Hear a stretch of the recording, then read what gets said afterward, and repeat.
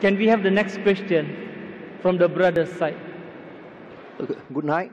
My name is Lim Kim Piu. So I think it is good for the Muslim extremists, extremists against the Western Christian who are ego and proud, because the Western Christian are rich, developed, and progress, and they look down on the Hindu, Muslim, and Buddhist. And the Muslim consists of over 40 countries, and the Buddhist over 10 countries, and the Hindu just a few. Nobody dare to challenge against the Christian. Only the Muslim dare to challenge against the Christian. The brother has said emotionally that the Christian of the Western country, they look down upon the Buddhists, the Muslims, the Hindus, and no one dares to challenge the Western Christians except the Muslims. Brother, I slightly differ. What you are saying is right. All Muslims don't have the guts to challenge the Western world. There are some Muslims like Tun Dr. Mahathir Mohamad,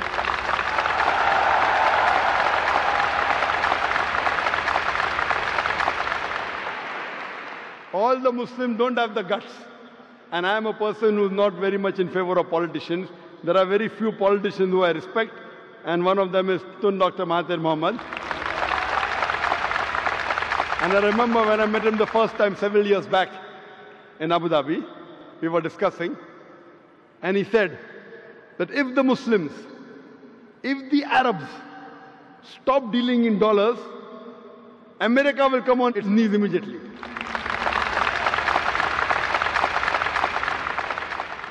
There are few politicians who I really care. One was King Faisal of Saudi Arabia. He had the guts. I remember when you read his biography that when oil was discovered, he said, let's have the meeting in the desert. And that time when they pressurized the Muslims, King Faisal said that we are Badus, we are Bedouins, we are Arabs, we can go back to the desert. What will happen to you when we stop giving you oil? And I believe one of the things of Dr. Tun Mahathir Mohamad was that if he had the control of the oil, what the Arabs had, he would have ruled the world.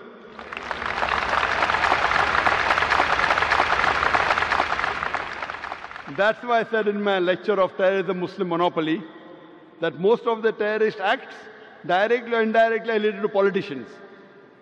They try and create the vote bank.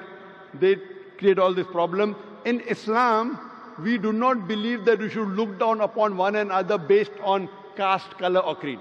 Allah says in the Quran, in Surah Hujurat, chapter number 49, verse number 13, Ya ayyuhan nasu inna khalaqnakum min zakarin wa unsa wa jalnakum shu'uban wa qaba'ila lita'arafu inna akramakum indallahi atqakum inna Allaha alimun khabir. O humankind, we have created you from a single pair of male and female and have divided you into nations and tribes so that you will recognize each other, not that you shall despise each other. And the most honored in the sight of Allah subhanahu wa ta'ala is the person who has taqwa. The criteria for judgment in the sight of Allah subhanahu wa ta'ala, the only way one human being can be superior to the other human being is not by wealth, it's not by color, it's not by creed, it's not by sex, but it is taqwa, it is God consciousness, it is piety, it is righteousness. In Islam, we do not believe one human being is superior because of wealth or color or caste or creed. It is taqwa. And I do agree with you. I do agree with you totally that the Western world, they think that they are superior. They think they are superior. The only way you can be superior is by being extra God conscious, by being righteous, by being pious, not by setting rules. And when the Western world talks about justice, when they talk about freedom of expression, if it does not hurt them, you have freedom of expression. If it hurts them, no freedom of expression. And the Western world talking about justice, I feel that one of the most unjust countries in the world are the Western countries. They talk about justice, but they are far away from justice. However much they are trying to attack Islam, Islam is growing. Islam is growing.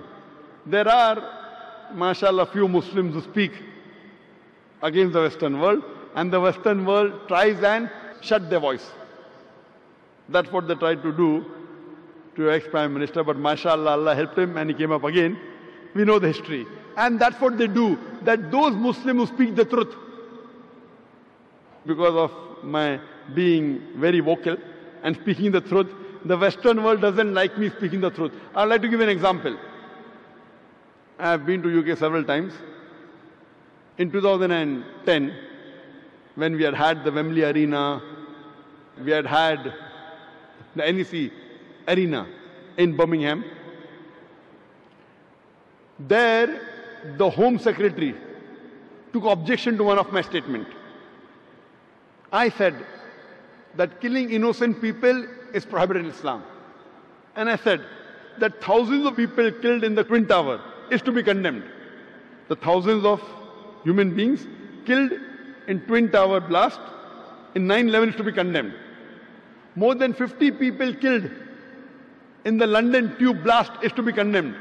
More than 180 people killed in Bombay in the train blast has to be condemned.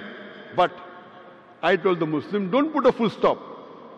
Besides condemning all this, I also condemn the thousands of innocent people killed in Afghanistan, in Iraq and Palestine. So the Home Secretary of UK put a ban. Zakir cannot enter UK. I told that the thousands of Americans killed in the Twin Tower I condemn. More than 50 Britishers killed in London condemn. More than 180 Indians killed condemn. But I was careful, the thousands of innocent people killed in Afghanistan. I didn't say thousands of Afghanistanis. Because, you know, the Western world considers some are terrorists. So I was careful in using my statement, thousands of innocent people killed in Afghanistan, in Iraq, in Palestine. So they want to ban me. They talk about freedom of expression. As long as you don't expose them, they don't mind. Once you expose them, they don't like freedom of expression. So I do agree with you. But alhamdulillah, summa alhamdulillah, however much they try and suppress Islam, Islam is spreading. The more they try and suppress Islam, the more Islam is spreading. Whatever they do, because Allah has given a promise that this deen will prevail over all the deens. And today, what the Western world is fearing maximum, they fear Islam. That's the reason they're bringing all these restrictions, etc. But what they do, inshallah, we believe in the commandment of Allah subhanahu wa ta'ala that Islam will spread and is bound to spread. Allah doesn't require me or other people to make Islam spread.